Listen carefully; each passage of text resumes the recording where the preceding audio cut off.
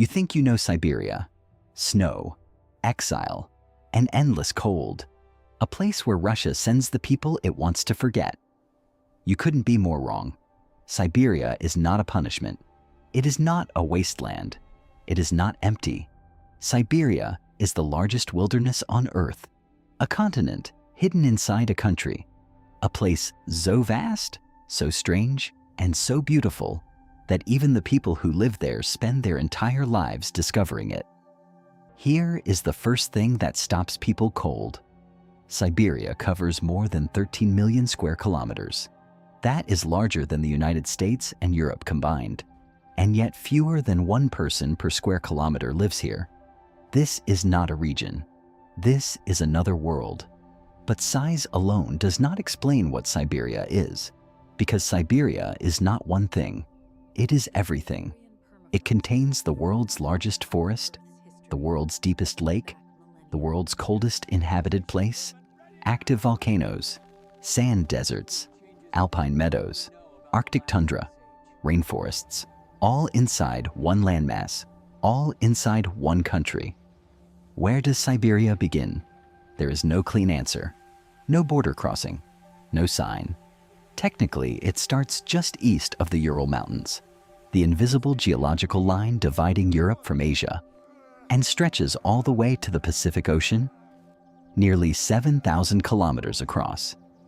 If you took a train from one end to the other without stopping, you would need a full week.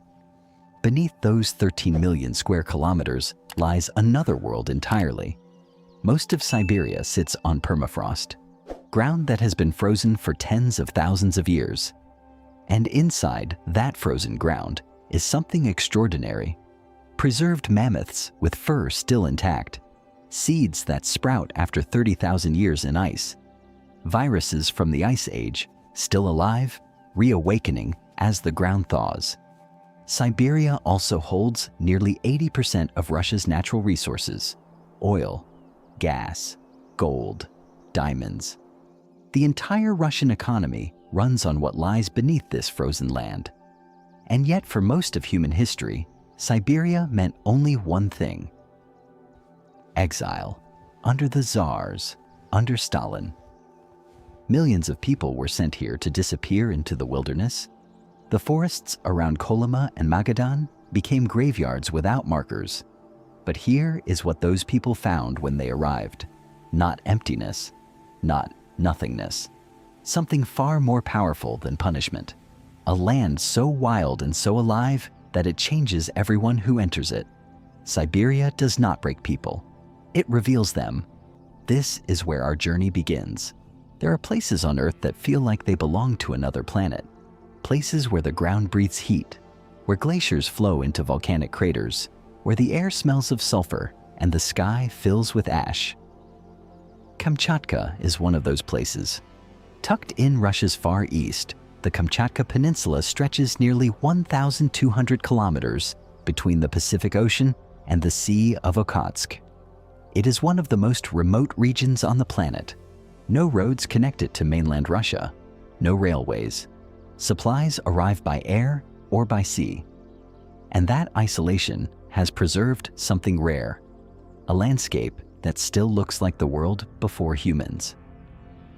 Kamchatka sits directly on the Pacific Ring of Fire, the place where tectonic plates constantly collide beneath the ocean floor, pushing magma upward through the Earth's crust. The result is extraordinary. More than 300 volcanoes rise across this peninsula. 29 of them are still active. The ground here does not sleep. It never has. Locals describe living on Kamchatka as living on a living thing. The earth shakes regularly. Steam rises from cracks in the ground. Rivers run hot where they pass over geothermal vents. And on clear days, you can see 3 or 4 volcanic peaks simultaneously, each one trailing a plume of smoke into the sky.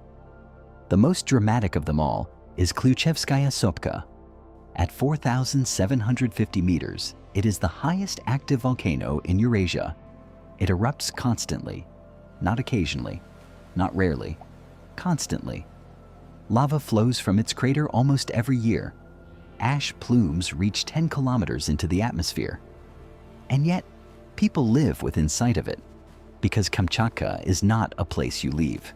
It is a place that gets inside you. But Kamchatka is not only fire, it is also ice. Massive glaciers flow down from volcanic peaks into green valleys below.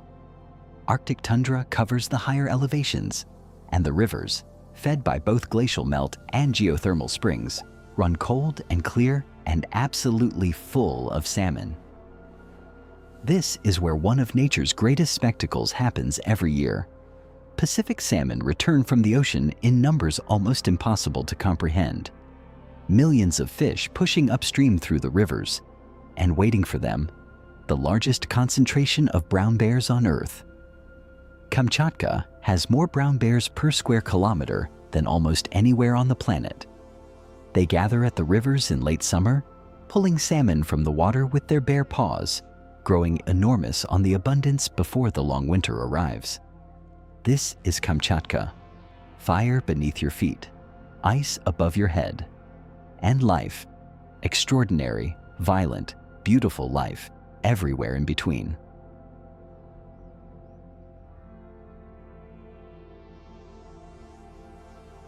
If Kamchatka is where the earth burns, Yakutia is where it freezes, completely, permanently, without mercy.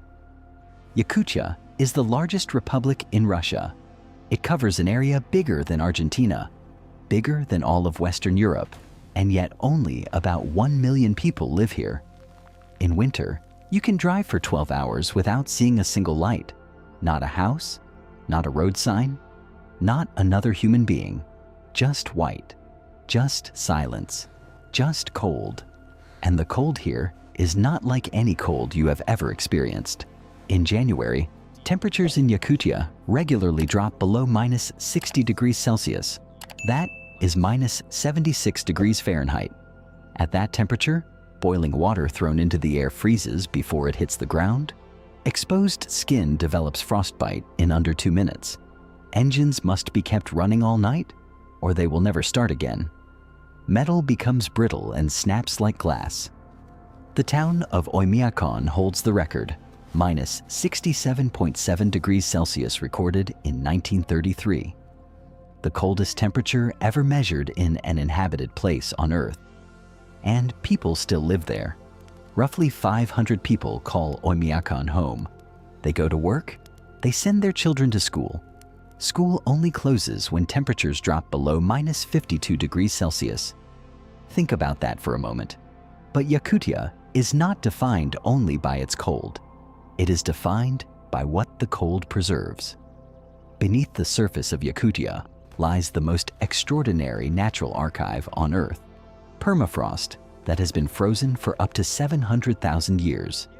And inside that permafrost, perfectly preserved, are creatures from another age. Woolly mammoths so intact that scientists have extracted living cells from their flesh, cave lions frozen in the ice with their whiskers still attached, ice age horses, ancient bison, even a perfectly preserved puppy from 18,000 years ago with its fur, teeth, and brain still completely intact. As the permafrost melts, and it is melting faster every year, these ancient creatures are emerging from the ground as if time itself is running backwards. The Yakut people have lived in this frozen world for centuries. They did not simply survive here. They built a civilization here. Their horses, the Yakutian horse, are the only breed on Earth that can survive minus 60-degree winters outdoors without shelter.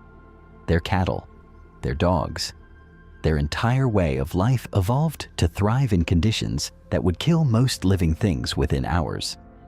And above this frozen world, on winter nights when the cold is at its most absolute and the sky is perfectly clear, the northern lights appear.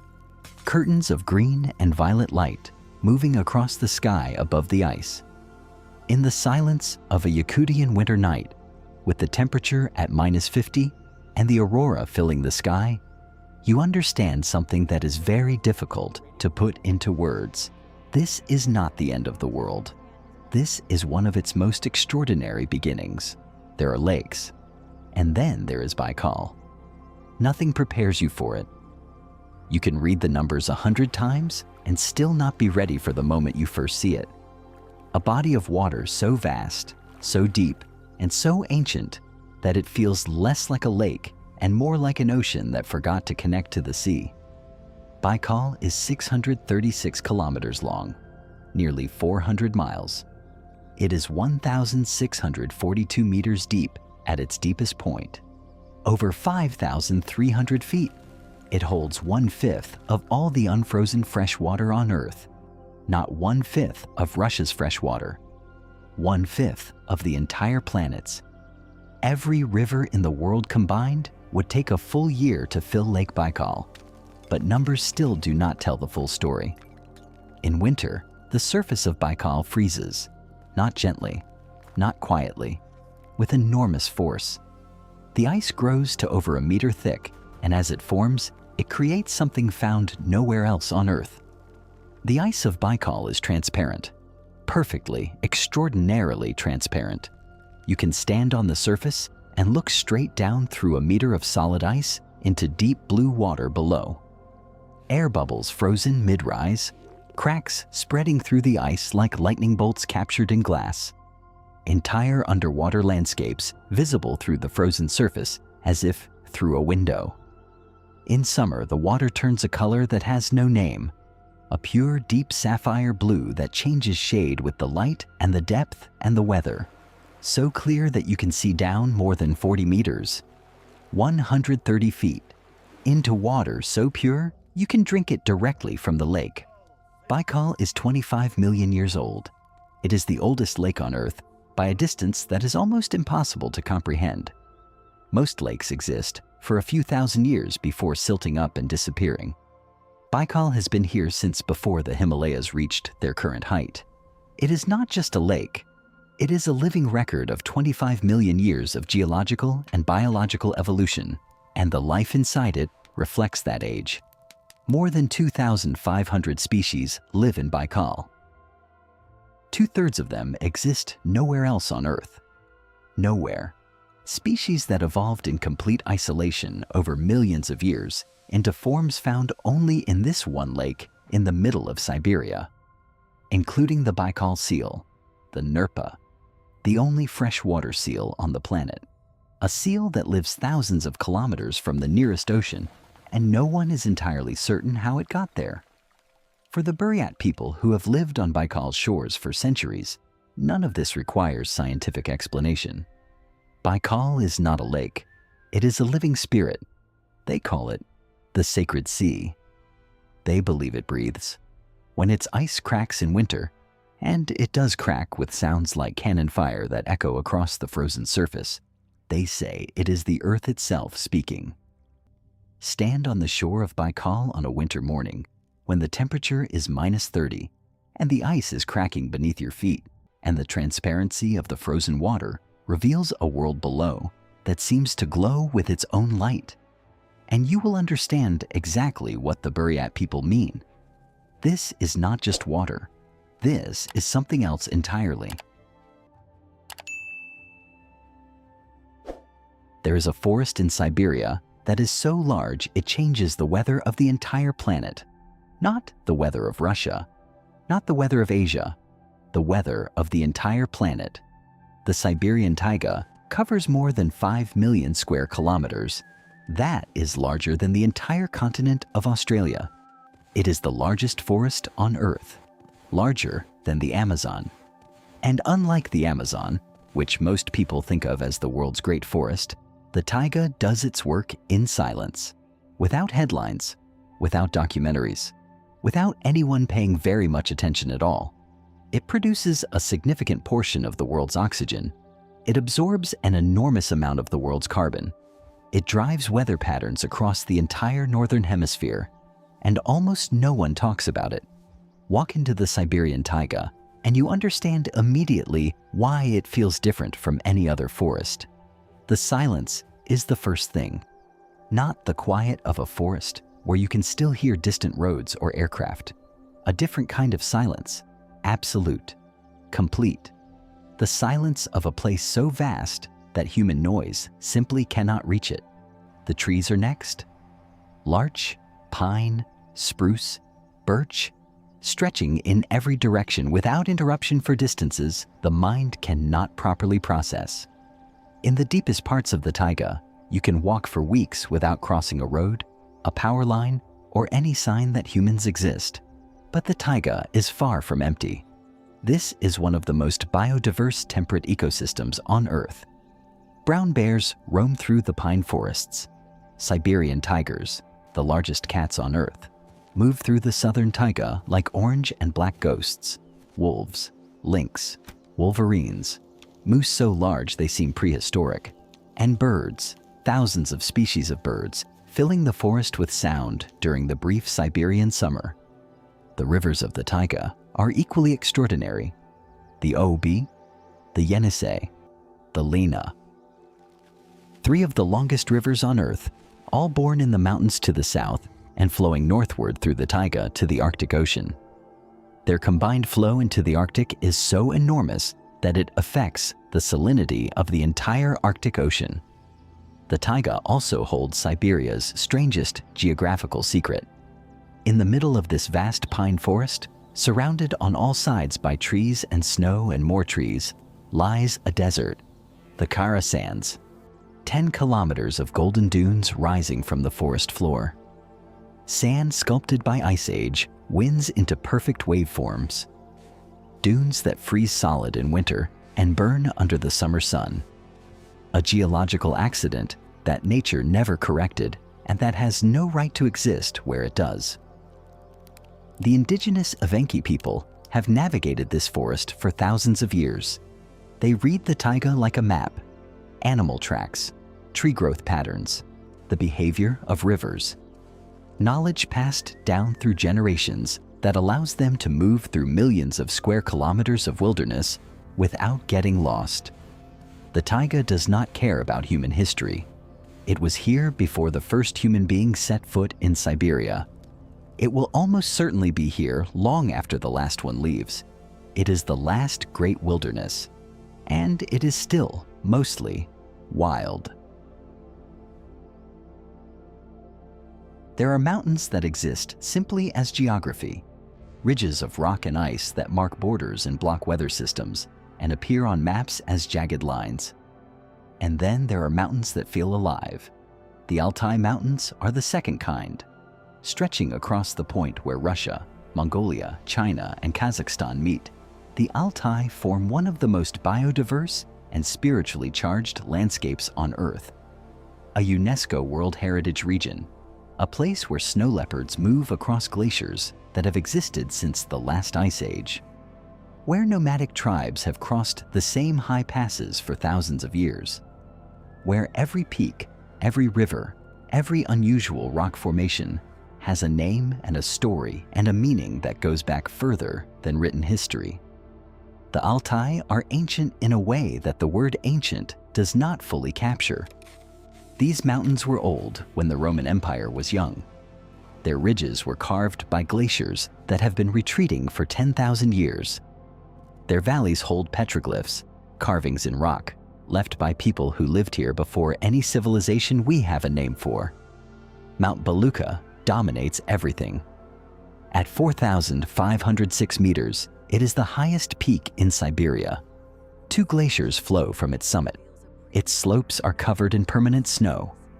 And in both Buddhist and shamanic traditions, Belukha is considered a sacred threshold, the gateway to Shambhala, the mythical paradise that exists in legend somewhere beyond these mountains. Travelers have come here for centuries, not to climb Belukha, but simply to be near it, to stand in its presence. The Katun River is born from the glaciers of Belukha. It begins as a thread of ice melt at the base of the mountain and within kilometers becomes a powerful turquoise river cutting through deep gorges and wide valleys. The Altai people call the Katun the Queen. And when you see it, impossibly turquoise against the green of the valley and the white of the mountains, the name makes complete sense. Scattered across the Altai landscape are the Pazyryk burial mounds, kurgans, ancient tombs built by the Scythian people over 2,500 years ago. The permafrost beneath these mounds preserved their contents perfectly. Horses buried with their riders, textiles, weapons, tattoos still visible on preserved skin. The Altai Ice Maiden, a young woman found in 1993, preserved in ice for 2,500 years, wearing clothing and jewelry that showed an artistic sophistication that surprised everyone who studied it. The Altai is also where science recently made one of the most extraordinary discoveries in human history.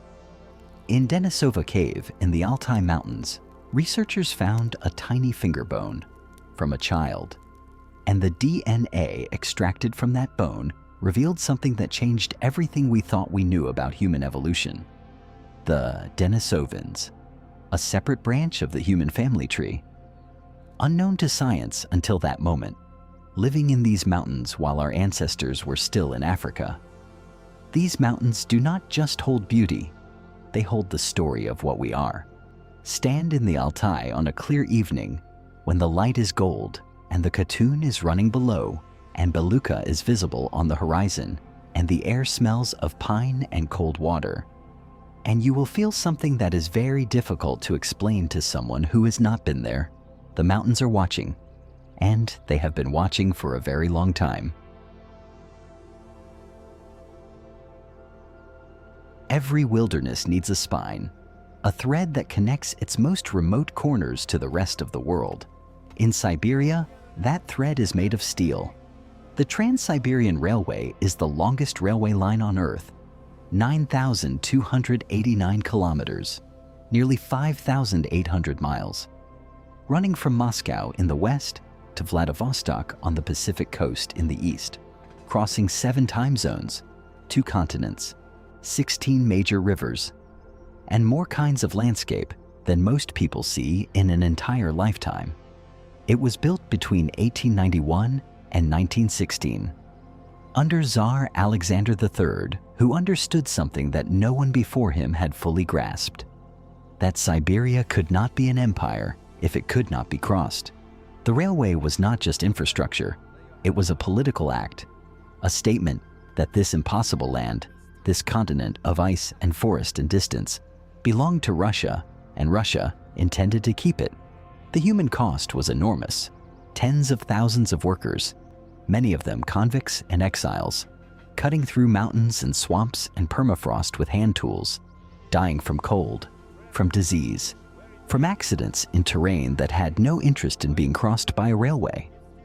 The line through the mountains around Lake Baikal alone required 33 tunnels and 200 bridges cut directly into cliff faces above the water. And at roughly the midpoint of this extraordinary engineering project, at the place where the railway needed to cross the Ob River, workers built a camp, a temporary settlement, expected to disappear when the bridge was finished. Instead, it became Novosibirsk. Today, Novosibirsk is home to nearly 1.6 million people, the largest city in Siberia, the third largest city in Russia, a city that has no right to exist, where it does and yet exists with extraordinary energy and ambition. It is a city of contradictions, Soviet-era apartment blocks alongside modern glass towers, temperatures that drop to -40 in winter, and yet streets filled with people who simply dress for the cold and continue living. The Ob River freezing solid for months, and the city simply building ice roads across it and continuing to function. Akademgorodok, the science city built in the birch forests outside Novosibirsk during the Soviet era, brought some of the greatest scientific minds in Russia to the middle of Siberia. Mathematicians, physicists, biologists, a complete scientific city hidden among the trees. Some of the most important Soviet-era research happened here, far from Moscow, in a forest in the middle of Asia.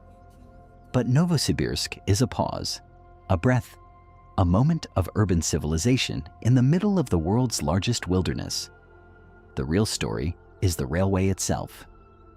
Board the train in Moscow, and 7 days later, you arrive at the Pacific Ocean.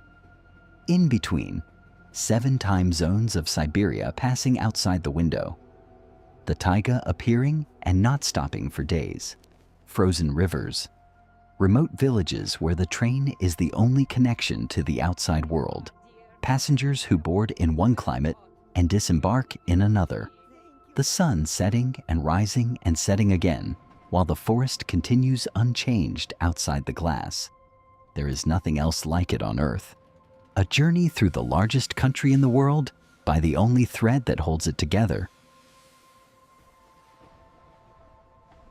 After 7 days on the train, after 7 time zones, after the taiga and the tundra and the mountains and the frozen rivers and the endless white silence of the largest wilderness on Earth, you arrive at the sea.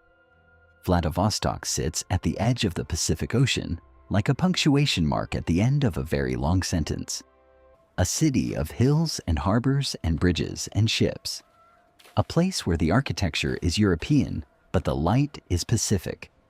Where Russian is spoken, but the food is Korean and Japanese and Chinese. Where the Trans-Siberian Railway ends and the ocean begins. Its name means ruler of the East. And when Tsar Alexander II founded it as a naval fortress in 1860, that name was a statement of pure imperial ambition. Russia had crossed the largest landmass on Earth and arrived at the Pacific and intended to stay. For most of the Soviet era, Vladivostok was a closed city, a secret. No foreigners were permitted, no photographs. The harbor was military. The streets were watched. It appeared on no tourist maps. For decades, it existed as a rumor at the edge of the world. When it opened in 1992, the world discovered something unexpected.